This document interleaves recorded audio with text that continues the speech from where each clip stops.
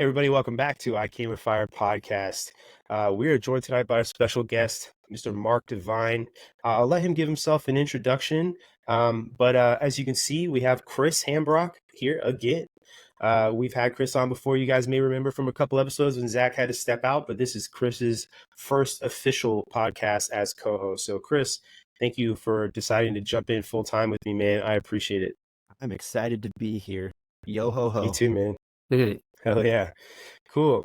Well, Mark, like I said before, thank you so much for being on with us. It is an absolute honor to give you the opportunity to introduce yourself for those who may not know who you are, and then we'll get right in and have a conversation. Sure. First, thanks so much for having me on the show. It's always an honor to do this thing, especially with a couple teammates, so super stoked. I'm Commander Mark Devine, retired Navy SEAL commander. Went into the Navy in 1990 at 25. That's an interesting thing. Went through BUDS, turned 26 in BUDS.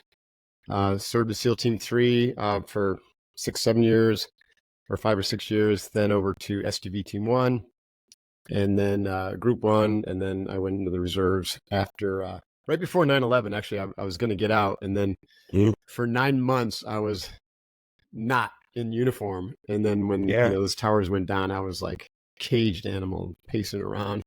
My wife's like, "You need to go back." So I went back and finished out my career as a reservist. So I got about 10 years active, 10 years reserve. Anyways, I could go into more detail, but after that, I went into entrepreneurship. So before the SEALs, I was actually a CPA and had my MBA from NYU Stern School of Business. So I was on the money route, and I turned my back on that. When I left active duty, I decided I didn't want to go back to corporate America. I really didn't like what I saw there. I thought the entrepreneur path was more. So I launched a brewing company called the Coronado Brewing Company, brewery, and brewing company down in Coronado. Then I launched a company called NavySeals.com, which is e-commerce and training, forums, information, recruiting, whatnot, for anything to do with spec war. Right. Yeah. And then from there, I parlayed that into government contracting, where I developed the nationwide mentoring program for the SEALs to mentor SEAL candidates. And then that kind of parlayed or turned, when I lost that contract, Blackwater actually stole that contract from me. Oh, screw those guys. Ripped it right out from under me. It's that was my, kicking the Jimmy story from don't do business, don't swim with sharks if you're a minnow, Oh, definitely. But the good news is, the silver lining, which there always is that incident led to the creation of SEALFIT.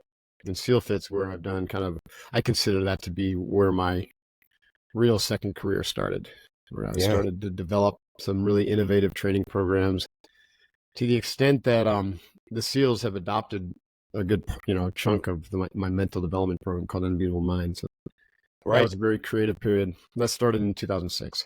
I'm still running SEALFIT today. I'm still running Unbeatable Mind. I've got a foundation for veterans called the Mark Devine Courage Foundation, and I'm about ready to put out my 6th book called Uncommon. Yes. Simple Principles for an Extraordinary Life. So I'm a multiple New York Times bestselling author, and all that kind of, do a lot of different things. Uncommon things, and have fun along the way. Absolutely. So I feel like your book, this one in particular, is right on time for a lot of the things we see going on in our country specifically, and really just kind of generationally. I feel like first world, Western society, essentially, you could look at it and you could be really pessimistic and say it's kind of collapsing in on itself. And a lot of these things that you talk about in the book about doing the hard thing, the obstacle is the path. Some of these they are in essence like Stoic principles, right? There's a lot of similarity with Stoicism. There is, and I think it is, like I said, it's right on time for a lot of the things we've got going on, a lot of the things that people are facing. I feel like a lot of these values sort of have been lost. Especially the young men. Like, you can really tell that there's a generation of young men that are just hungry for some type of leadership. They're lost, they're listless, and absolutely, I agree with you, Brendan. Yeah, you're right. Originally, this book is actually more like 6 years in the making. It's been through 4 iterations. Originally, I wrote it for younger generation, people kind of getting started in their professional career before the pandemic, and I was going to call it Launch. Similar principle, just more oriented to like getting your life on track. Right. And then the pandemic hit, and everything kind of all focused went to like survival and getting through that.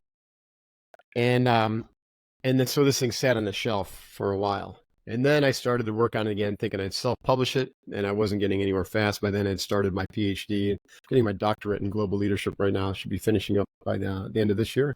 Sounds like a lot of work. It just kind of languished there. And I woke up one morning, actually I meditate every day. So in one of my meditation sessions, it just came to me that I'm never going to self-publish that book. There's always going to be something that seems more important. I didn't have the discipline to really like set a deadline and drive toward it. And so I called my publisher who had published my prior book. And I said, hey, I've got a manuscript. You want to take a look at it? He said, sure, send it over. And he literally emailed me back several hours later. He's like, I love it. We'll take it.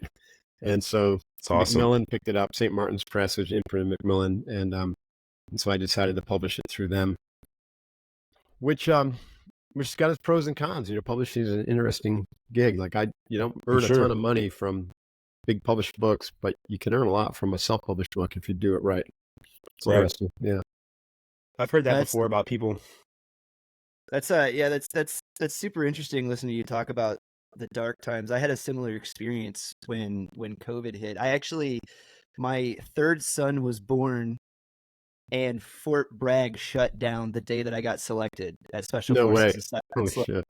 And so so I'm standing there in formation, right? And Sergeant Major's, Staff Sergeant Hambrock at the time, and I hadn't heard my name in 3 weeks. I was just sitting there. My buddy like elbows me. And he's like, he's talking to you, and I'm like, what? Look up. And he's like, Staff Sergeant Hambrock, come up here. Your wife just had a baby. Go up to the office. Go call her. Oh, also you got selected. Congratulations. And I was like, right. So we go over. It's a lot of information to process. Fire hose. Just all at once. And so we get on the bus, we go back to Fort Bragg, we're turning in our gear, as you go from Camp McCall back to Fort Bragg, there's like 30, 40 miles in between. And we get back over there, and since I was a Fort Bragg local, I just told the people at CIF where we get the gear issued, I was like, I'll just keep it on my hand record, and my hand receipt, and I'll turn it in when I PCS out of here, right? I was like, get me out of here now. Call my buddy, he comes over, he picks me up, and he's like trying to tell me while he's taking me over to the house so I can get changed, go to the hospital, meet my wife. He's like, hey, there's a few things that are changed. Because I was like, dude, I want you to swing me by Chick-fil-A is what I was asking him on the way. And he goes, dude, Chick-fil-A's not open. And I'm like, what do you mean? It's not Sunday. He goes, no, you don't understand. Like, none of the businesses are open. Because we've been locked down out of Camp McCall, right? So nobody knew. And I swear, as we're driving through Fort Bragg, it looked like a scene out of The Walking Dead. Like there was even like a tumbleweed that like blew across the road. I drove through Vegas when everything was shut down. What a trip! Oh wow, it was the weirdest thing. Yeah. But when you were talking about just like being a caged animal and going crazy, I thought I picked up my son. We drove home 2 hours before the hospital there, Womack, shut down, and then everybody was locked inside. I beat it by 2 hours. I got the family home. Wow. And got the call from, my first sergeant. Hey, don't come into work. We're working remote. I was like, what does that mean? We're working remote. He's like, we don't know. I'll let you know. Just stay at your house. How does an special forces from home? Yeah. I was civil affairs at the time, getting ready to go to the Q course to train in. But yeah, I was like, this is weird. And I thought it was going to be great. Well, that lasted for about 10 days. And then the claustrophobia set in, right? And I was climbing the wall and I didn't know what to do.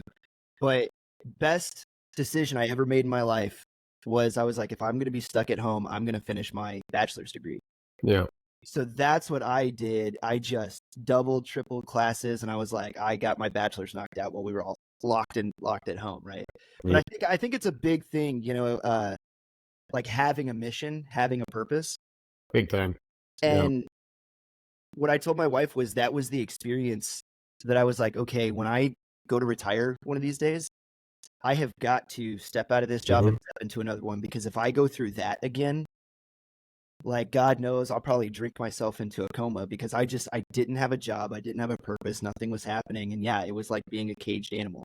Like I felt like an animal at the zoo. It was, you really hit me when you said a lot of people do. Like exactly what that dude's talking about. Like, yeah, and in a crisis, warriors need to step up to the plate. So like after 9/11, it was really different than COVID. It was like a military warrior response in me saying, you know what, I'm a warrior, and I just stepped off the battleground, and they need me. So I literally, within 6 weeks of phone call, I was back at SEAL Team 3 in the reserve side. I've never seen the Navy move so damn fast. I bet. Right. But to your point, Chris, and it's a big kind of theme in the book Uncommon, is that if you don't have a mission and you aren't clear about your purpose, then you're going to have that life of quiet desperation that Thoreau talks about. And I've been training spec ops candidates and now business professionals, entrepreneurs for years, and that's one of the biggest challenges. I mean, you could have $100 million in the bank, and I have coached a few people like that, and if they lack clarity about why they're on this planet and what they're supposed to do about it, they're not happy. Definitely. Chasing more degrees, chasing more money, chasing more this and that, it's not going to get you what you're really looking for. And so I wanted to, back to the idea that that's pretty fundamental. Like, you don't have to look very far, to find other people who say that kind of stuff. But there's a difference between saying or reading it somewhere and actually doing it. Right. Like learning how to find your purpose. Like, how do you do that? And so I've got a lot of exercises. I literally, from the very start, like I say, and you guys will appreciate this, you're not going to be fulfilled if you're not physically healthy. And the first 3 chapters are all about what I call the physical mountain. My training program at SEALFIT and then Unbeatable Mind, it's we call it a program of integration. You can almost say reintegration. Yeah. And what you're doing is integrating the physical, mental, emotional, intuitional, and spiritual aspects of yourselves, which have been split apart in our Western culture, right? The physical part is like, oh, you drag this body around, and sometimes it shows up at the gym. Us military folks have a little bit more discipline, hopefully. But the general population doesn't really understand how to optimize their health. They don't understand what effect that has on their mind and their emotions and also their spiritual awareness, because the body is not separate from any of that. No, it is that. So you got to start training the body. Like if you even back to this idea, if you want to really find your purpose in life, start by getting healthy, because you're going to start thinking better and you're going to have more insight and more clarity. Yes. What you're talking about, I've said this a few times on the podcast, is one of my favorite quotes by the Roman philosopher Seneca. He says, to make hard the body so that it does not disobey the mind. Yeah, and I love that quote so much, because it does talk about just how much your mind and body are together. And then pushing yourself through something like BUDS or the Q course, right? If your body and your mind are in sync with one another, and your mind is telling you what to do and you're not quitting, right? Then that's sort of when you listen, because I've never been through, I'm not special operations, I was military police, right? But listening to other people who've been through something that difficult, right, is their mind has to be locked in more than your body. And listening to people who it's both and it is. In SEALFIT training, we say an untrained individual, wherever their body leads, their mind follows. For a trained individual, wherever your mind leads, your body follows. I like that. And so the training of the body and your mind go hand in glove, right? It's impossible to have a strong mind and a weak body. Right. I guarantee you. There's a lot of academics who are, sitting in their chairs in their offices who might listen to this and they're way out of shape, and they're like, what's he talking about? I got a strong mind. I can guarantee you they do not. Right. They do not. Not by my standard, right? Not in terms of his ability to endure hardship, staunch discipline, that the thing that we, what we used to take for granted probably 50 years ago, right? Yeah. So you gotta train the body. And if you're training the body, you're training your mind, period. It's the doorway in. Absolutely. It makes me think, not to bring a bunch of quotes up, but it does make me think of that quote about how a society that separates its warriors from its philosophers is doomed to fail. Yeah. And that is it. You can be that warrior poet, so to speak. And those things go to hand. I know I see Chris over there and he knows what I'm talking about. But one of the things you mentioned when you were talking about meditating on your book and writing it is the meditation piece. And it seems to be a thing for people who have strong minds and put themselves to it, is they have protocols. And that these protocols, they involve a lot of repetition, and they involve doing things over and over again, building these habits. How important is that to getting to where you want to be, to finding your purpose? It's extraordinarily important. I mean, That's what discipline means. The root word of this discipline is disciple. It's to be a disciple to something bigger than you. Yeah. And in order, and so to be a disciple to something bigger than you, it's going to require some work. This is how discipline now means. You got to do the work in order to earn that right, and to stand your ground. So what does doing the work mean? Well, it means showing up every day and doing certain things and habituating them, and we call those habits of excellence, right? Well, certain some just fell off my wall. Certain habits of excellence, when you begin to hone them in, and they become such a part of you that it becomes a ritual. So discipline can, the way I look at it is like it's a component of your daily ritual. And I don't say routine because routine is rote. It's a ritual, right? You approach your morning ritual with a sacred quality to it. You approach your evening ritual with a sacred quality to it. Maybe like for us as operators, before going out in an op, there's a pre-op ritual that you have and every team has. And it's sacred. You don't mess with someone in their pre-op ritual. Post-op ritual, we've got the debrief, everyone's got their gear cleaning. You don't ever mess with that. It's a ritual, right? It's not just a routine. So you have these rituals, you have habits that you're trying to improve. And so you're trying to, always refining that 1% every day approach. Like, okay, I've got my rituals locked in. My rituals are going to be around physical health, nutrition, sleep, meditation, all those things become part of your daily fabric. But then there's other things you're like, well, I can still dial in. I would like to, and these are tied to goals. So I'd like to maybe improve my my body mass index, right? Or I want to go to SEALFIT's Kokoro camp, which is basically hell week for civilians. It's 50 hours of nonstop training, hardcore. Did you actually have people that pay to come do that? Yeah, we still do that. And man, they are just amazing people. Oh yeah, that has always cracked me up. Not to derail you too much, but I see some of these like corporate types, and like I was saying earlier, is men are hungry and they're looking for something bigger than themselves to be a part of.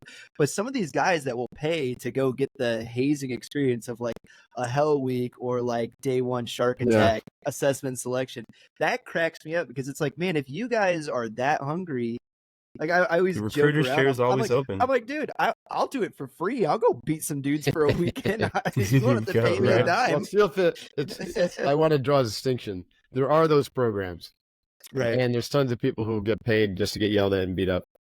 We're not doing that, right? We're ours is a program of transformation, developing those 5 mountains over 50 hours. We have extraordinarily high standards for our instructors, and yes. We do have Navy SEAL bud instructors, but they're not the guys who are just trying to play whack-a-mole or getting the taming of the ego is the prerequisite to be even considered.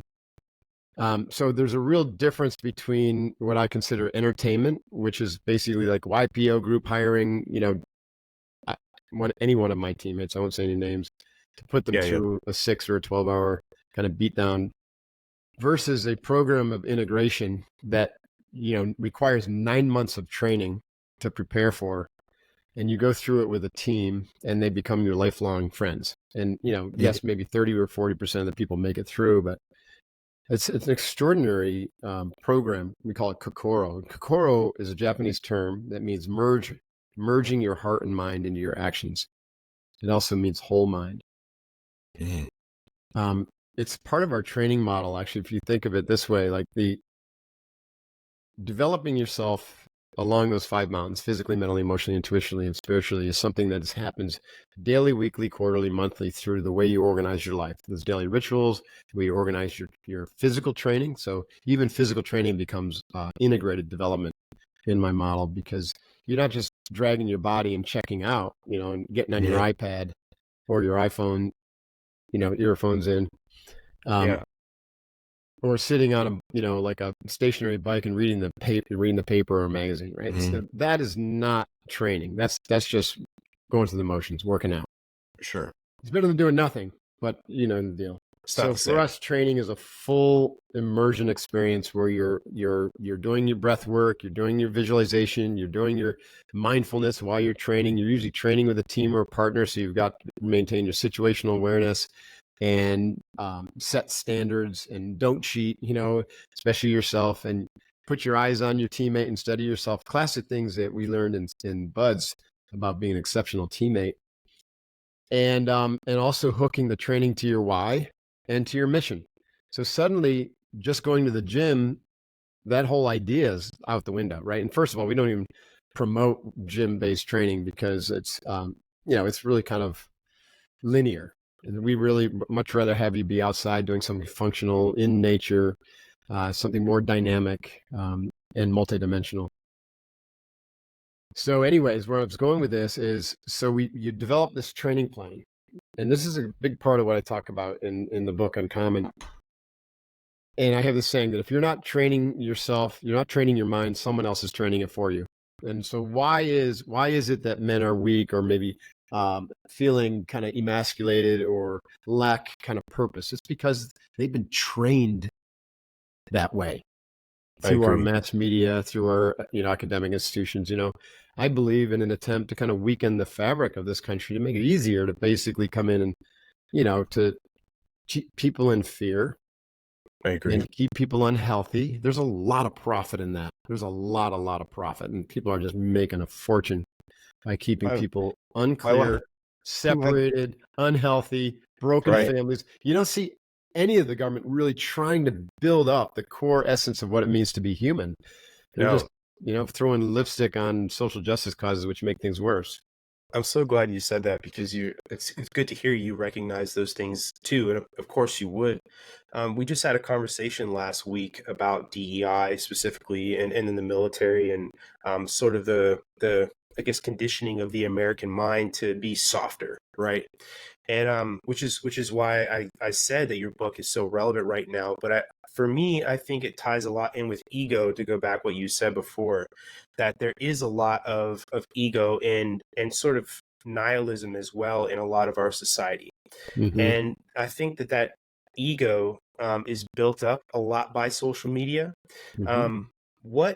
What sort of tactics, I guess I should ask and put it that way, do you employ or author in this book, the corpus of your work about ego and why overcoming that is so important? Well, we could go down a pretty deep rabbit hole here. What you're really talking about is hubris, right? Mm-hmm. Or an overinflated sense of self-importance. Because ego is essentially just your self-identity, small s self-identity. That's all that ego is. We just happen to use it in the terms of thinking that if someone has an ego, they have a big ego, meaning they have a overinflated narcissistic sense of self-importance. Sure. So if that's the case, if you are someone who has an overinflated sense of self-worth, there's a good chance that you don't believe that, or you don't see it, right? Because what comes with that is also a false humility. And so you see some of the biggest narcissists and the biggest egos projecting a sense of humility and humbleness, and they're doing it to actually aggrandize their ego because they've read somewhere and they know that, humility is an important quality to have. And you see that rampant as well. So self-awareness really is the benefit, the outcome. This is straight out of Marcus Aurelius. Like, again, I'm glad you invoked Stoicism. I'm much more of a yogi and a Zen master at heart, but ultimately they all end up saying the same thing, right? Because the closer you get to capital T truth, then the more everything starts to make sense and gain clarity. I love that.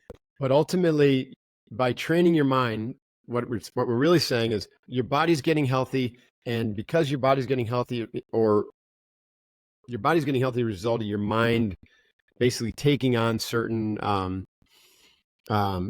objectives and adopting certain behaviors or certain ideas and beliefs, right? I first of all, that it's important to have a healthy body for longevity, for overall comfort, avoid disease. Sure. Oh, you look better, and by the way, you're going to feel better, and so therefore it makes sense. Great, I adopt that belief set, then I can translate that through discipline into the behavioral patterns that lead to optimal health. Daily exercise and movement, proper nutrition and fasting, sleep and recovery, stress management, time in nature, and being around positive people who've got your back. We call those the six, but those are the 6 core things that you need to do for optimal health and longevity. So already you're training your mind by training your body. And then what that does is your brain then becomes your brain gets healthier and your mind gets more focused, right? And we know this through athletics, the discipline of athletics, the discipline of military training. You're able to concentrate more. You're able to focus more. You've got more attention control. So what I'm describing here are literally the 3 beginning steps or stages of training your mind. The first is arousal control.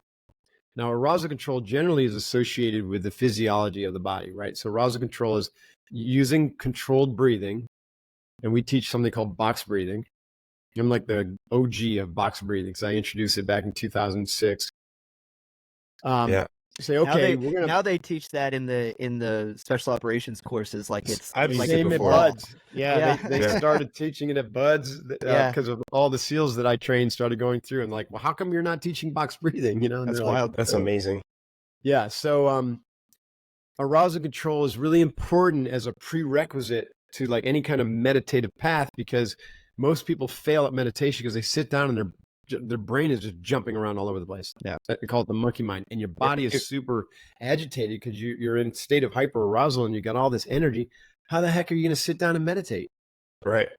So most athletes and warriors are like, well, I don't need to meditate because going to the range is my meditation, or going out for a run or a ruck is my meditation. And I'm here to tell you, those are healthy, but that's not meditation. Meditation is stopping all activity and turning the flashlight to look inward for self-awareness, develop deep, deep self-awareness. So a prerequisite is arousal control through deep diaphragmatic breathing in a controlled setting, i.e. it looks like meditation, but you're really just breathing. That bleeds off the stress because you're massaging that vagus nerve, activating the parasympathetic rest digest nervous system, and you're rebalancing. And actually what happens especially for military folks, you get stuck in hyperarousal because you're always being jacked, always pumping cortisol in your system, always in fight or flight. This isn't just military operators, but any achiever, any professional who's got tight deadlines, a lot of do-outs.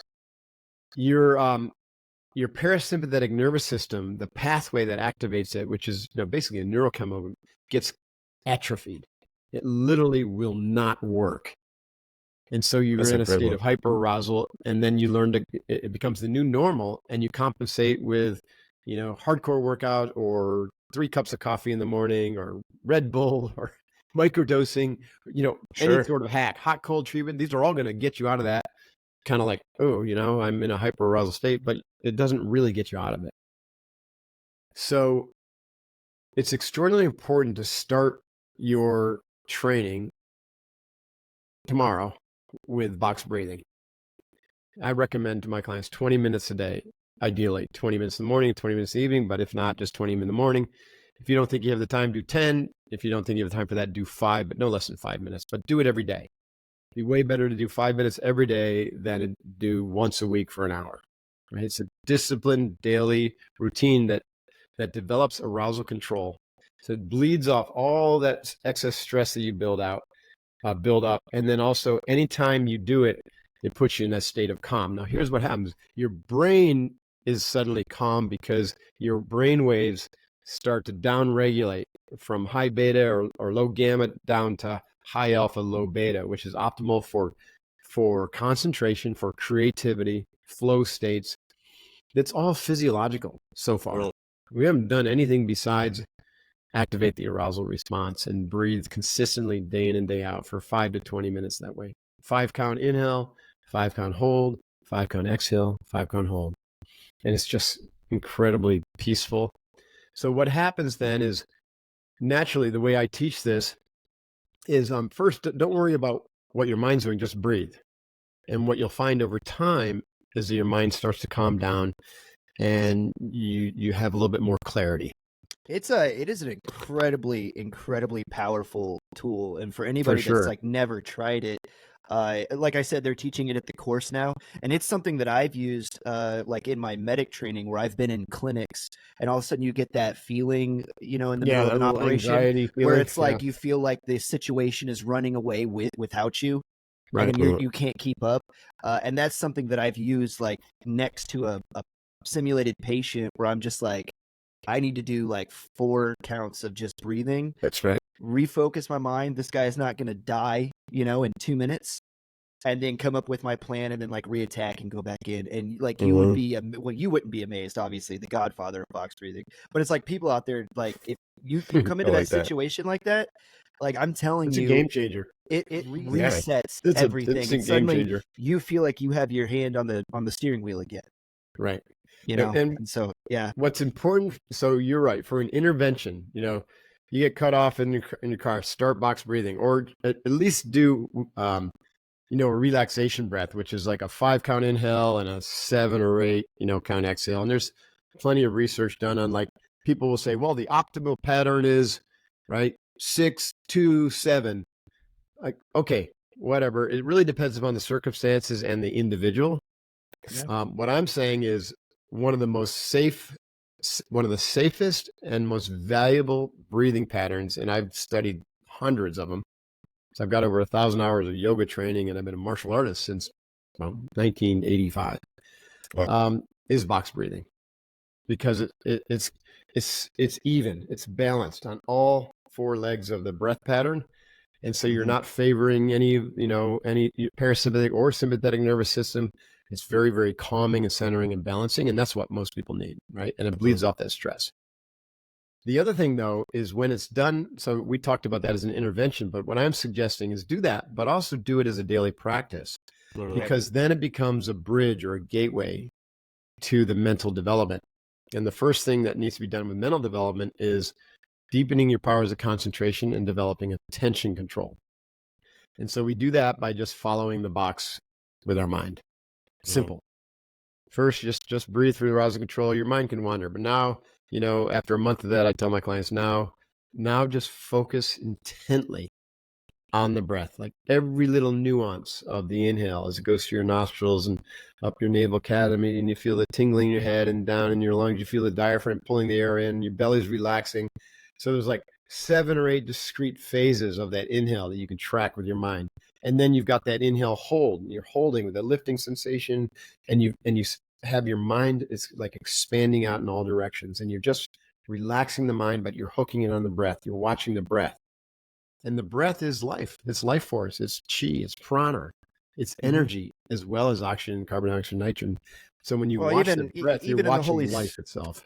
Yeah, even in the Holy Scriptures, right? In Genesis, what is it that God breathed into Adam? And he said that he breathed into man the breath of life. Yes. Yeah, that's right. So it's profound. We say that the breath control is the bridge between the body and the mind and the spirit, because it has that arousal. It's really healthy for your body. If that's all you want, box breathing every day will ultimately lead to optimal health. I guarantee it, right? People lose weight because you expel a lot of fat when you breathe. And so by really learning how to breathe fully and deeply, full lung capacity, and exhale all that stuff, all those toxins out of your body, enormous benefits. But then the mind, what we're talking about, you quickly go from, this is just a physiological and a physical thing, to all of a sudden you're like, wow, I'm like really, really deepening my powers of concentration. I can hold my attention. It's a little bit of a mindfulness practice, because anytime I notice that I'm not following the breath, that's an opportunity to bring it back. So I'm developing that ability to really observe my mind in action, and to notice when I've lost focus, and to bring it back. And then as you do that, you lose focus less and less often.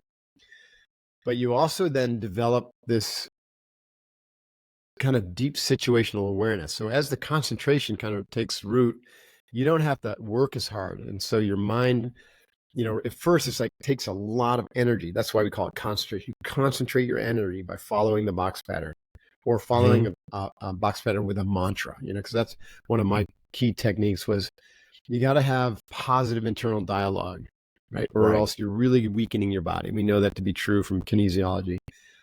So I would inhale and hold, and I would say, I'm feeling good, I'm looking good.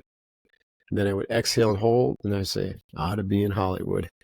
And that, I love that. That was my go-to at Buds, and it's stuck with me. I've got some other positive mantras, but so now I'm getting a quadruple whammy. So arousal control is happening, attention control is happening, deepening my powers of concentration is happening, developing my witnessing capacity to notice when I've lost focus is happening, and I'm constantly refining positive energy in my mind, in my energetic state through that positive mantra. That is an extraordinary practice right there. And still, we're only talking maybe about a half of what we end up doing with mental development, and especially the part that bridges into the spiritual dimensions. Right. Well, I really like what you said earlier about routine versus ritual, because anything that's just a routine, like I can find myself, and I'm sure everybody does, getting to the end of a Tuesday and then just realizing, like, man, I just kind of like sleptwalk through this whole day because it's just routine, It's like, hey, we're in the Army, so I don't have to think about what I'm gonna wear every morning, you know what I mean? So it's like I don't put any thought into that, But it's like when things become ritual, like you said, the word that came to my mind was intentionality. Doing things with intentionality and making them, a ritual, so that you're mindful and you're in the moment. You're not, it's like you have a hand on the steering wheel of what's going on. You're not letting the day drive you. That's kind of what I thought when you'd said that, but I really like that point that you made.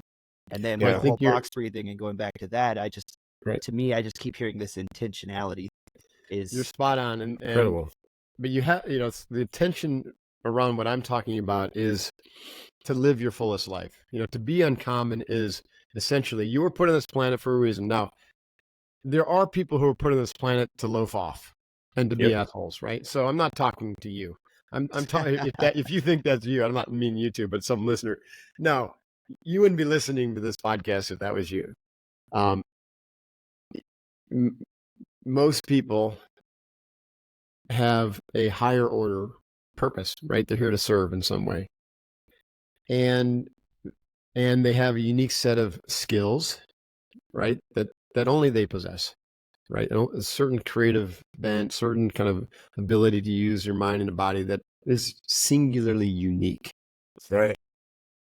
And so you also have things that you're passionate about, right? And things that you could care less about. And you also have a set of principles, usually generally guided by your upbringing, by your culture, your religion, different values, family values. And then for those of us who begin to become self-aware through deep study, introspection, as well as study of like the Stoics and the yogis and the different traditions, and kind of examining carefully how other people live, other value systems, so you can kind of parse through what's working and what's not, and what you really want to hang your hat on. So what I'm describing is really four things. You have your purpose. And generally, purpose is an archetypal purpose. It's not like, for me, it was to be a warrior and then warrior leader. It wasn't to be a Navy SEAL commander. Right. So archetypal purposes leave room. It's a beingness instead of a doingness. It leaves room for, a lot of different types of professions and careers. So it behooves you to figure out what that purpose is. Now, some people are very lucky and they just happen to know it when they're younger. Right. It's maybe a karmic thing. Others have to discover it or uncover it. Like as in my case, I went into Manhattan. I mentioned I went through SEAL training at 25. It's because I got out of college and I went right to New York to work, basically on Wall Street, starting as a public accountant, auditor, and then management consultant. And I was going to get into, trading or investment banking while I was after I finished my MBA. So I got my MBA at Stern Business School, became a CPA, worked for Coopers & Lybrand, which is now PricewaterhouseCoopers. That was the story that I was living. And that story wouldn't have changed if I hadn't met Mr. Nakamura, grandmaster, founder of this style of karate that I started studying months after I moved down to New York. And he happened to be a Zen master as well. And so I started studying Zen at 21 years old with him. And I took it up as a daily practice. and it radically transformed my mind and my identity, my sense of self. And sitting on that little wooden bench that the Zen people use, they call the Zazen bench, is how I uncovered this deep drive to be a warrior that I call my archetypal purpose. I had no clue, and I would have had no clue had I not sat on that bench and just sat still and learned how to kind of open up to my heart. Yeah. So everyone's got that, but if you're unclear about it, you're not going to find it by doing more, by trying more jobs and this and that. You might inch a little bit closer, but the most important thing to do is to slow down and just sit still. Mm-hmm. But like I said earlier, you gotta have a pathway to where you're able to do that, and that's where box breathing comes in. You slow down, sit still, and box breathe, and then you develop the arousal control and concentration, or the attention control and concentration. And then as you're able to hold your mind steady on the breathing pattern, you're able to take the little bit of the energy out of that concentration and to expand out into monitoring, and you begin to see these patterns. You develop what I call the witnessing capacity, where you see yourself as not your thoughts, but separate from your thoughts. You can almost see them from over there, right? They're happening over there. So your center of identity becomes situated more in the ephemeral, absolute, witnessing, all present capacity aspect of all of us that all of us have. Yeah. And thoughts, liken that to being a mountain. It's firm. It's never changing. I mean, even though we know mountains do, but in this metaphor, and your thoughts and emotions are like clouds that are just passing by in the sky. You're not riding them like a kite, you're just watching them. That all happens as part of this process of meditation and self-awareness. And especially, for a young person with all the neuroplasticity going on, if you start this process in your 20s, early 20s, magic can happen really quickly. Yeah. You can completely transform your idea of who you are and what you're meant for on this planet, and you will uncover that purpose. And then really get clear about your passions and principles. And then what you want to do is intersect those and find out this like general center sweet spot of like, wow, wherever my purpose, passion, and principles intersect, that's my target. And then you just have to decide what skills do you bring to the table. And maybe you need to develop some new skills. Like I didn't have the skills to be a Navy SEAL. I did have the physical body and the mind, but I needed to develop those warrior skills. And so, of course, you can only do that in the SEALs. One of the things that you're talking about a lot is the spirituality aspect of this. I really like listening to that. And when you're talking too about passion and linked to purpose, and then before you mentioned flow state, and that's something, a state of mind that you get into, right? And I like that you referenced that it doesn't have to be something that's physical, or you don't have to be an athlete or somebody doing a physically hard thing to achieve that. Right. Because, and I'll use Jimi Hendrix as a reference. He is a master of his craft. I don't think anybody would dispute that. And one of the things he talked about was flow state in a sense, and he called it in his electric church, where he was getting his inspiration, sort of that. What's the word I'm looking for here? I'll just stick with inspiration. It was coming to him, and it was coming through a spiritual sense. It was something separate of him, and he was sort of that conduit for that, because he was able to put himself in that state, because playing was a passion. It was more than, he was not a passive bystander in his playing the guitar, right? It was intentionality, to use your word, Chris, and ritual. And you use the word and LSD. Well, LSD, sure, the spiritual aspect, right? But you're talking, you just say ritual and the electric church, right? Church, ritual, those things go hand in hand. So you don't have to be somebody who is going to buds or an athlete to visualize those things. And I love that. And I was going to ask you, if, want to sit with you on that idea of spirituality and what it means to you specifically. And it seems like you are very in tune with that, and what you referenced some of these concepts of Zen and things like that. What does that mean to you specifically, and how do you tie that into Uncommon? Yeah, that's a great question. Let me start with that second half. So I mentioned 5 mountain development, right? So in common, you want a simple principle of extraordinary life is develop yourself physically, mentally, emotionally, intuitionally, and spiritually. And so people are like, well, that sounds great. I've heard of that mind, body, spirit, blah, blah, blah. No, develop yourself. Now, how do we do that, right? So we've already talked about some ways that we develop ourselves physically through the breath, and obviously through those 6 pillars: exercise, nutrition, sleep, recovery, time in nature, etc. Training. Then we get into the training of the mind specifically. And now we want to talk about things that we've alluded to: concentration training, attention control, mindful awareness, and visualization, and curating an extremely positive and abundant mindset. Because now we're getting into a little bit of the spiritual side, because, of course, body is very physical. Mind seems like it's generated from the brain. This turns out to be, it doesn't hold up under great scrutiny, right? Okay. The mind is something that happens to us or through us. And so you just have to shift your perspective, right? Everything is consciousness, which is energy, life force, prana, Satchitananda in the Hindu or yogi sense, which means being, consciousness, and bliss. Those are the 3 attributes. Same thing as the Father, Son, and the Holy Ghost, right? There's very, very similar qualities to that, of what those 3 aspects of this thing that you might call spirit is like. It's not something over there. It's not something that is an individual sitting in a chair. It is everything. It is life itself. But it expresses in infinite form. So the unmanifest reality isn't anywhere except constantly expressing in manifest reality through form. And so we are part of that form. Some forms are very, very low energy vibration, low consciousness, like a rock.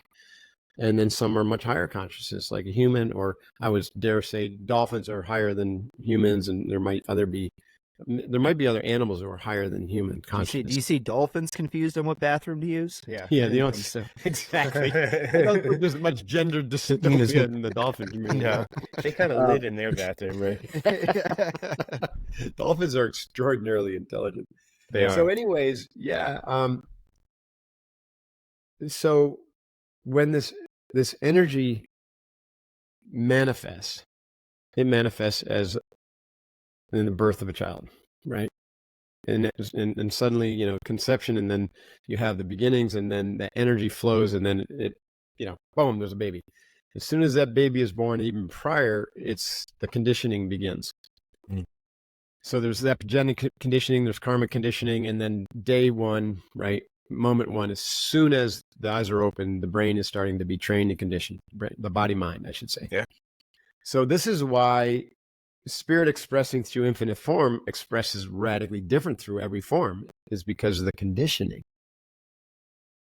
Now, deep meditation practice reveals to you that all of those concepts and ideas that you had, including your name and your self-identity, they're just ideas. There's no actual real center of an individual being that you can find, you can point to. And most people say, well, I got a body. And even then you're like, okay, well, the body is just a bunch of energy. Yeah. Right? That's all. It's just a bunch of energy. It's thought structure, right? And so at the relative level, right, which when I mean by at a body level, where you're, living in this manifest 3D reality, we all appear as individuals, and the mind is designed to create the sense that we are separate individuals. Mm. The body experiences space, and the mind experiences time. But upon examination, space and time are proven to be a construct of the mind. They're not real. Perception. It's perception. Yeah, it's the way that the mind is rigged. It kind of reminds me of... Let me finish this real quick, Chris. I apologize. Sorry, I'm going to lose my train of thought. So, yeah, because you asked me 2 things: how, what my ideas of spirituality were, and how it relates to the book. developing and training your mind through this process where you can then have these deep moments of total stillness, total silence, total all stoppage of the brain, not the brain activity, but of your thought activity. What happens is you don't lose any sense of self. You realize that your former sense of self, your identity, was all based upon memory and thoughts. And yet when thoughts go away and you're not having any thoughts, your identity remains. But it's non-personal. It's not Mark. It's all is, right? It's everything. Right. It's universal. It's spirit. So you learn that when I talked about the term witnessing, like you can learn to witness. The reality is you are witness. And you have this mistaken identity as Mark, right? Or Brandon. I mean, that's fine because it's necessary to function in this world. If we were all going around talking like I'm talking right now, we wouldn't function for very long as a society. For sure. This is just a very deep, deep spiritual truth that you can find at the very beginning of all great spiritual traditions. It's just very obscured and misunderstood. That we are spirit, we are conscious, living these instruments, living through these body-mind instruments. That's what spirit is. And all of us are that. And one of the primary benefits of understanding that, recognizing that, experiencing that, is that all fear goes away. All separation goes away. All lack goes away. And there's not a bone in your body that ever want to judge another human being or fight them, because we're all made of the same thing. A lot of that. At a very, visceral level, our very beingness. It's the same. And said another way, the same consciousness is looking out through my eyes at you two is the same consciousness that's looking out your eyes at me. It's only colored by the conditioning and the belief systems and the thought structures of the brain and the minds that you guys have and I have. Right. Even at the simplest level, what you're talking about, there have been so many times where I realized that I was doing something or going through the motions and that it really wasn't what I wanted or what was making me happy. It was just because I had made it a habit in my pursuit of whatever it was. And the quicker you are at realizing that you do have habits that are unintentional, that aren't actually pursuing the best version of yourself, the more you're going to let those things fall away. And the meditation, the protocols, the ritual that you talk about, I think is a great way to self-actualize, right? And I love that you talk about it that way. Chris, you were trying to make a point. Yeah, sorry I cut you off earlier, Chris. Oh, no, you're absolutely fine. I owe you one. No, you reminded me of the scene, not to get like too pedantic, but or childish, but in the final installment of the Harry Potter book, right?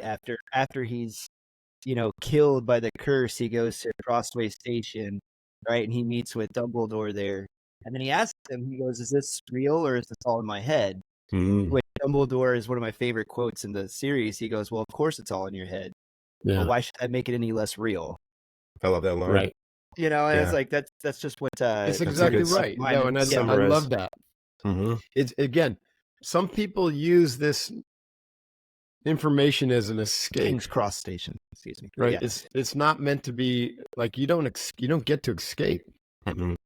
You chose this game, play it full out. Right. That's why it's important to know your purpose and align with your principles and to stand your ground and to develop a mission and to go out and fulfill that. And in order to do that, you have to be physically, mentally, emotionally, and spiritually strong. And that's what I'm trying to teach people in this book on Calm. It's like, step up, right? Be who you are worthy of being. The person within that knows that it's capable of doing great things, that is worthy. Screw what social media says or what the network news says or what your teachers say or what your parents say or what government says. Your parents, yes, most parents have your best interests at heart, but The rest of that list I just talked about, with the exception of a very few good teachers, they're thinking about themselves and their needs, not yours. And for the most part, especially the big tech and the government and all those institutions we talked about earlier, their needs are for you to stay down. Yeah. Not to find your awesomeness, and not to fulfill your dreams, and not to become less of a victim and completely autonomous human being. Mm-hmm. Because otherwise you're no good to them if you're free and you're autonomous. We're the product. Right? So Uncommon is about really becoming free again. Yeah. One of the things you said earlier when we started talking is that you wanted to write this book for the younger generation. Was there something specifically that you recognized in the younger generation that sort of gave you an inspiration, or the message you wanted to convey specifically? Well, I grew up in the 60s and 70s, upstate New York, and we had literally PE, physical education training, where we wrestled and we played dodgeball and, baseball. We did all sorts of awesome things. I remember. Life used to be great. Yeah, remember that? Now, you guys were young too. No. So, but most city folks, dwellers, don't get a chance to do that. You grew up in rural areas, they still have good programs. We did not have social media. We did not have an iPhone pinned to our hip all the time. We spent a ton of time outside. We didn't worry. My parents didn't worry if I was going to fall out of a tree or fall off my bike. We had a doctor who would basically we'd go to the doctor and he would write it down and then send the bill to my mom once a month. That's how it worked. There wasn't insurance in between us and our care providers, wrecking everything and creating this like distant relationship. So everything has gotten so, under this idea that things are supposed to get simpler and easier as we progress, and I put air quotes around progress. Everything has gotten actually harder. Yeah. And we're feeling more separate and disconnected the more connected we are.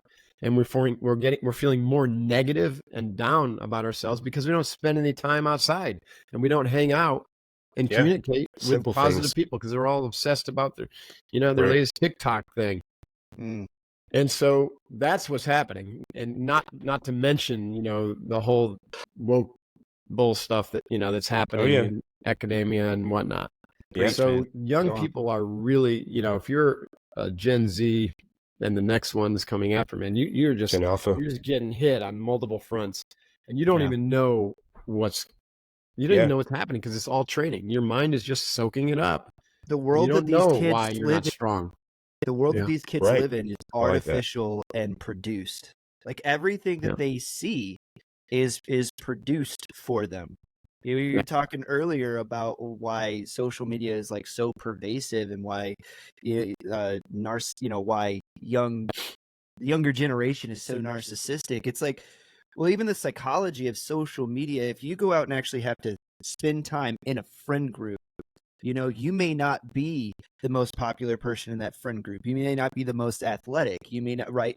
But it's like you have to figure out how to navigate, and your social IQ has to, develop so that you can learn how to fit in. You sit down and you look at your phone, all these people are seeing is an entire world that is seen through the lens of you. Right. Instead of through the lens of somebody else. It's like my feed, and I only have to communicate with the people that I want to communicate with. And then it's like when I'm commenting on their thing, it's not about what they did, it's my comment on, and so it's like everything is just through this lens of, and then you wonder, well, it's like, how are these kids not supposed to become narcissistic? The entire world through their phone is literally about them. That's a great way to look at it. I agree with that. It kind of reminds me of an old joke we used to say, like, how many Navy SEALs does it take to screw in a light bulb? Say, one, because the world revolves around him. Oh, that's awesome. I like what you said, Mark. You said they don't even know why they're not strong. I think a lot of what you were talking about too, Chris, is that a lot of what social media is it helps, or it forces you to focus on outcomes rather than the journey. And as you see everybody in this happy state, or they're achieving constantly, and it's all about outcomes. And so I want to sit on that for a second and think about why, like, the reward really is the work and the journey and your ability to do the work. And that's where that comes from. And I think that is sort of the what you're trying to say, right? That the journey you're on, finding your purpose, that's the reward and that's the work. It's not the outcome, right? That's why I called it 5 mountains, because each of these mountains has to be climbed. It's a journey, and there's no there. You guys know in the military, there's false peaks all along the way, and even when you get across whatever finish line, it's the beginning of the next journey. It is, yeah, and you may not even get a break, and that's fine. That's just the way things are, and so you learn to appreciate the journey instead of the destination, because the destination is a false flag anyways. Yeah. It's a false pin in the ground. But you're right. So, people are taught that to look for that extrinsic, validation, right? So they're finding it through the likes of social media, which is very addictive. Or, if you're an overachiever, you find it through, degrees and certifications and putting points on the board like CrossFit, which is very great training system, but attracts a lot of narcissists, It does. Just saying. Right. I used to have a CrossFit gym, so I know that firsthand. Interesting. Yeah. Okay. At any rate, you have to do 5 minutes of box breathing before you come in here and run around with these weights. We did. We implemented. Yeah. So that's awesome. We transformed our membership. That was the foundation of SEALFIT, because we forced everyone to box breathe. We forced everyone to do yoga. Amazing. So it became really integrated training, and eventually everyone absolutely loved it. At first, we lost a few people because they thought it was nuts. But back to what I was saying, everything is designed these days. Our culture is all biased toward external focus and external validation, right? So that's why people, like I said earlier, are making hundreds of millions of dollars and they're still unhappy, and they're looking for the next level and the next level. I work with clients like that. Like, it's addiction. When's enough? Like, what you really need to be doing is finding meaning, right, and purpose and clarity around why you're here and how you're going to do good with that money, instead of like keep driving for the next wicket or the next notch, because it's not going to lead you to the fulfillment that you're looking for. And in fact, you're going to have significantly diminishing returns the older you get, until you literally hit a wall and get burned out. So if you can figure this out when you're younger, now it's a real balancing act too, because there are young people I'm reading about that are like kind of like checking out, like they don't really want to put in the effort, because they see that, oh, well, if I put in the effort, it's not going to lead to any reward. That's not true. Anything worthy requires significant effort, generally a team effort. If it was easy, everybody would do it, right? Yes, right. Yeah. At the same time, you don't need to burn yourself out, right? I disagree with the 80 to 100 hour work weeks that some of general corporate firms. It's not healthy, and ultimately leads to diminishing returns for the organization as well. Sure. So you got to have this balance. You got to bring the yin into the Western way of life, both in terms of how we structure our lives and how you structure individually your life, including your day. So you have the hard, and then you have the soft in the recovery. Then you have the hard, and then you have the soft. And sometimes you have the really hard, and then you need a little bit more recovery after that. Right. And neuroscience is starting to prove all this, right? So after every time period of like deep, intense work, or giving a speech or a podcast or thinking, writing, you need to take 5 minutes and just sit there and do nothing. Just box breathe and relax and recover, because your mind needs to like a little bit of time to just stop everything and let all that information and all the new connections that you just made kind of like sink in and percolate and find the connections, and then you learn like dramatically faster. Otherwise, it's all everything, your entire day's worth of learning, it gets to be consolidated and integrated at night. If you have a lousy sleep cycle, then you just lose that whole entire day. Like, you're barely going to remember, 5% or 10% of it. You won't integrate it and learn it. So you need that effort and recovery. You need that with a training session. That was one of my issues with CrossFit. People were getting really burned out, right? So you need to go hard, but then you need to spend time in, literally like Shavasana, like at the end of a yoga session. That whole dead man's pose is the most important pose of the entire series. Because, you have all this efforting, and then that was just a complete surrender. And that was your best opportunity for spiritual advancement, is in the Shavasana. It's in the surrender. It's not in the action. So we want to develop ourselves, especially emotionally, intuitively, and spiritually. You've got to bake in times of doing nothing into your life. And it doesn't have to look like nothing, though. Like in the morning ritual, you've got your journaling, your box breathing, your meditation, and your visualization. Now, if someone were to open the door and see you doing that, they're like, look at Mark, he's doing nothing. Yeah. But I'm doing things with my mind, right? And then there's times where you just want to do nothing, like quite literally do nothing. Like after a hardcore workout, sit down and just 100% relax. Or, the sweat angel. I don't love the sweat angel because, as a Navy SEAL, I'm like, I feel pretty vulnerable down there. So I would never let my SEALFIT athletes lay down in the sweat angel after a hardcore workout. I'm like, get on your feet and walk it off and breathe. For sure. And, yeah. But there's benefit there. And I think too, you keep going back to this idea of stillness. It ties into people. One of the things I know that people have a lot of hard times with is getting up early and being awake before everybody else. Right. But that truly contributes to that stillness and that idea of doing nothing and being there with your thoughts. And it really does just create the opportunity for that in a optimal environment, excuse me. Yeah. And is that something that you encourage as well, setting up that time for yourself in the morning to give yourself the best opportunity to do that? Yeah, we have 4 opportunities during the day, 4 ways that we train.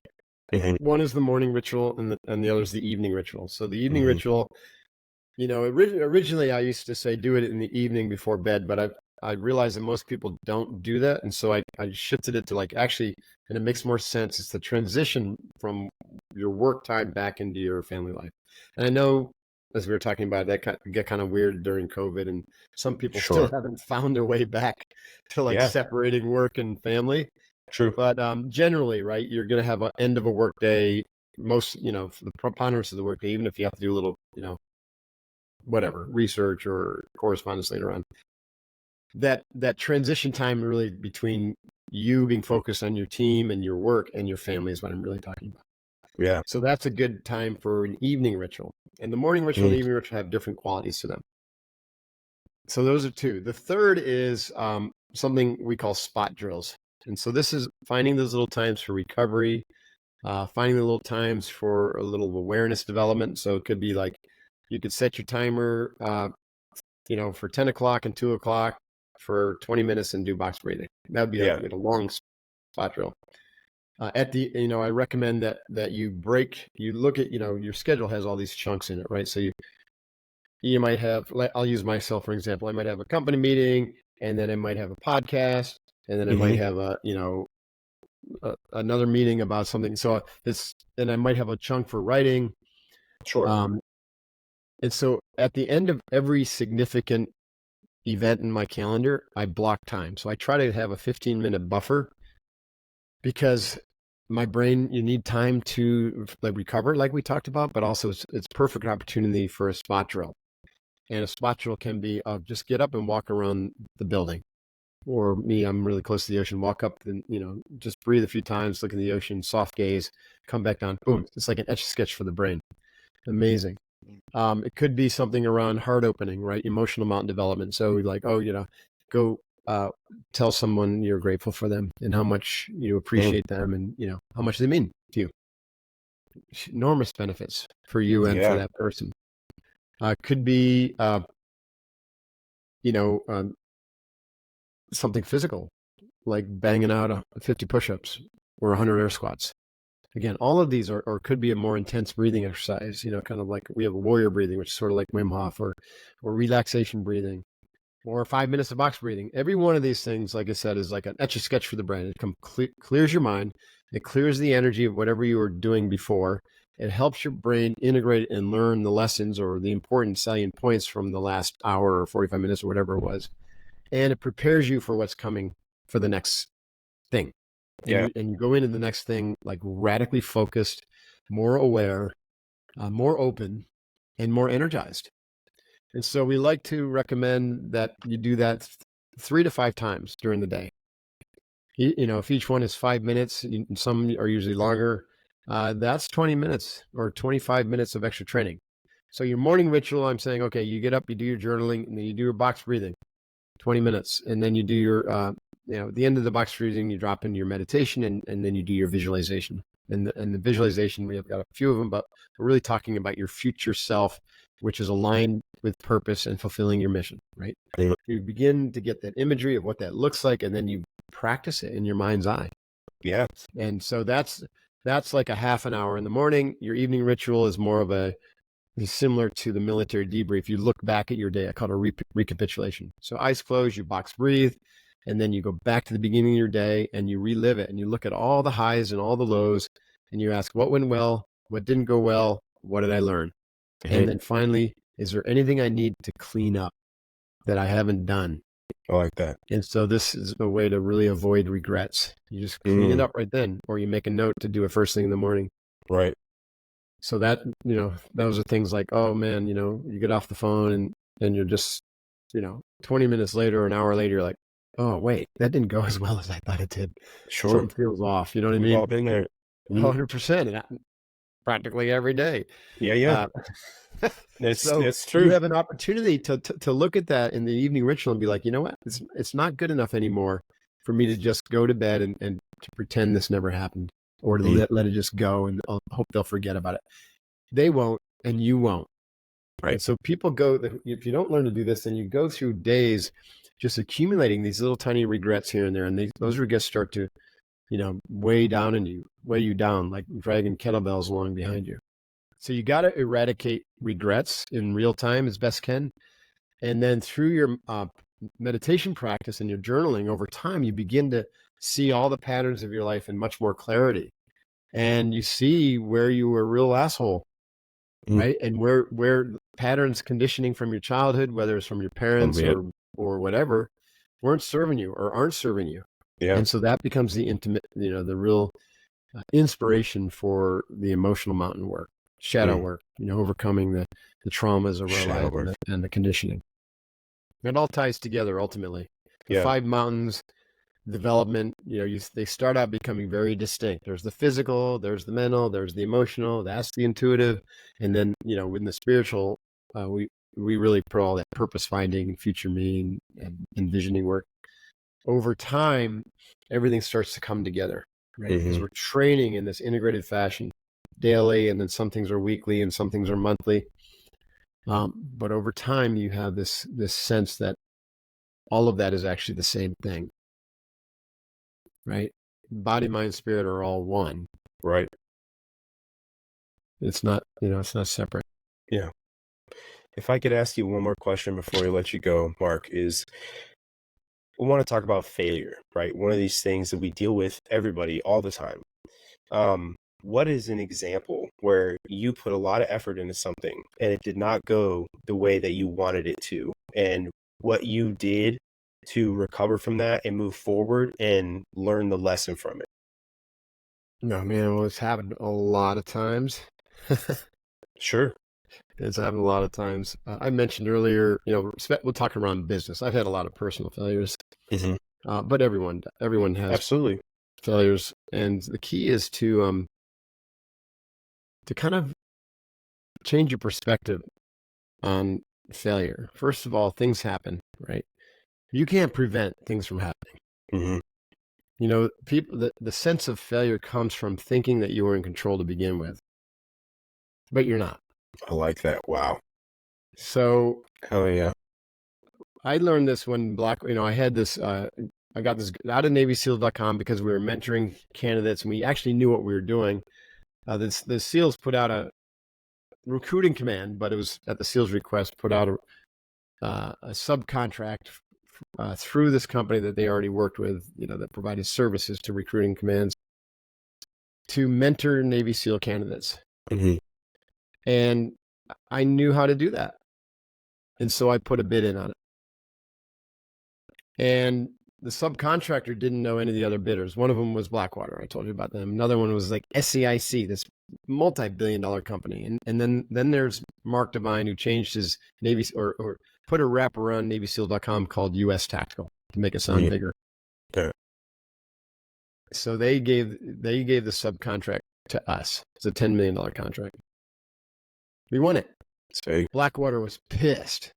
Yeah. That Eric Prince's company, $1 billion, Brett.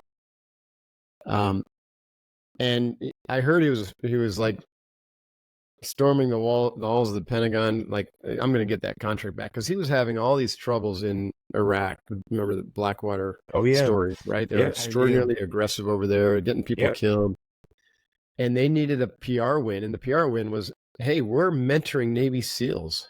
This is what we do, And here's this little company out in California. Who does he think he is, right? And so he went to town, right? And sure enough, we knocked the ball out of the park in that contract. By the way, we took one of the big problems was recruiters didn't really know how to prepare any of these SEAL candidates.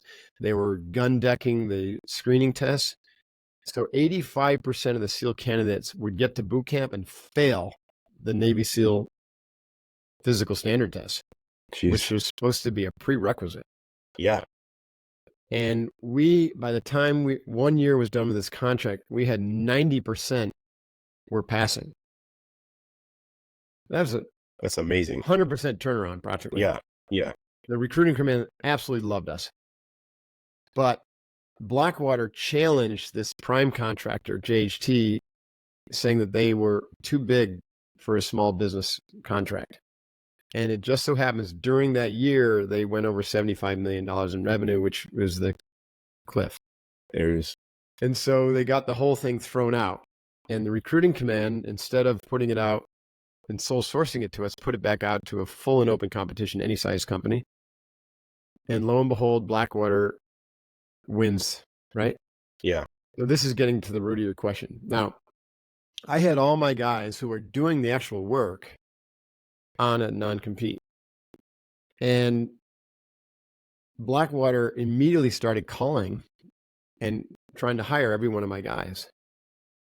Oh and I'm like, wait, they had a proposal where it said they had their guys. That's why they won this proposal.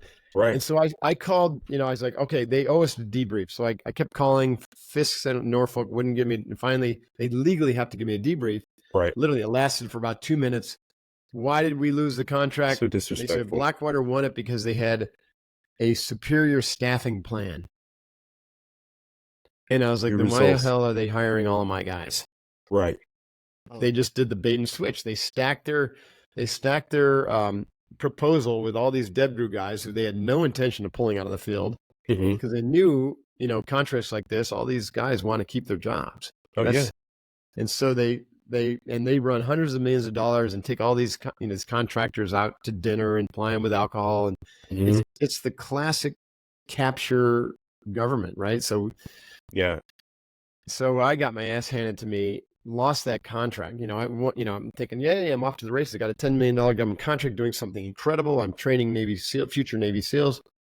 Right. And then passionate purpose. Then suddenly, exactly. And I'm making it work, and we're making good money. And I literally had to fund that project myself to get it up and running for 3 months. It was insane. Yeah. We crushed it, and we lost the contract to a corrupt organization who did a bait and switch. And so my advisors were telling me to fight it. They said, you can fight this. And there was part of my ego that wanted to fight it. But because I had been meditating for many years at that point, this happened in 2005. I've been meditating since 1985. I didn't react that way. And I just sat with it. I sat and meditated on it for about a week. And my guys were getting desperate, right? Because I had them on non-compete. And so while I was sitting on the meditation bench, I had another one of those kind of like ahas. I'm like, oh, yeah, okay. I said, I can't fight this, right? Yeah. It's not because I was fearful. It's because this was supposed to happen. And if I fight this, then basically I'm going to be wasting my energy, and I'm going to be fighting for something that wasn't meant for me. This whole thing happened to basically get me into the real training that I ended up doing with SEALFIT, which was radically different than anything I would have been allowed to do or was allowed to do under the government contract.